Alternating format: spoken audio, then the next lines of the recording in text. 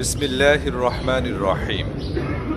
সুধী শ্রোতা, এবারে শুনবেন সূরা আলে ইমরানের তিলাওয়াত ও তরজমা। পারা 3 এবং 4। বিসমিল্লাহির রহমানির রহিম। আলিফ লাম মিম।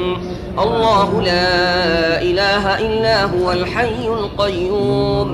نزل عليك الكتاب بالحق مصدقا لما بين يديه وأنزل التوراة والإنجيل من قبل هدى للناس وأنزل الفرقان إن الذين كفروا بآيات الله لهم عذاب شديد والله عزيز ذو انتقام।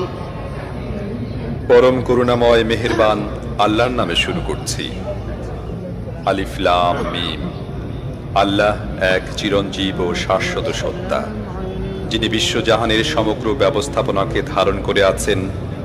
আসলে তিনি ছাড়া আর কোনো ইলাহ নেই।